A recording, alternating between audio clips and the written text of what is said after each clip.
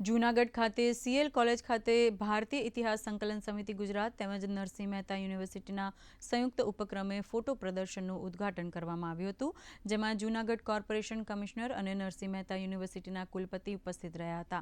આ ફોટો પ્રદર્શનમાં પરંપરાઓ, રિવાજો, લોક પહેરવેશ વગેરેની ખાસ પ્રદર્શની ગોઠવવામાં આવી હતી। અહીં ઘણા બધા શિલ્પો, સ્થાપત્યો, કલાઓ, સંસ્કૃતિ, સાહિત્ય છુપાયેલું છે। આવનારા સમયમાં જૂનાગઢની એક નેમ છે કે વર્લ્ડ હેરિટેજ સિટી તરીકે હેરિટેજ સિટી તરીકે જૂનાગઢને દરજ્જો મળે। તો એ પ્રક્રિયાના ભાગરૂપે જૂનાગઢમાં જે ઐતિહાસિક સ્થાનો, સ્મારકો છે એનું પ્રિઝર્વેશન, એનું કન્ઝર્વેશન, એની જાળવણી ઐતિહાસિક દ્રષ્ટિકોણથી કઈ રીતે કરવી, કયા કયા માપદંડો, કયા કયા ऑब्जेक्टिव्स ધ્યાનમાં રાખવા, એની નાનામાં નાની માહિતી આપશે। टूरिज्म की दृष्टि से ये डेवलप हो सकता है और भारत के इतिहास को ओपन करने में एक बहुत महत्वपूर्ण भूमिका का निर्वाह कर सकता है।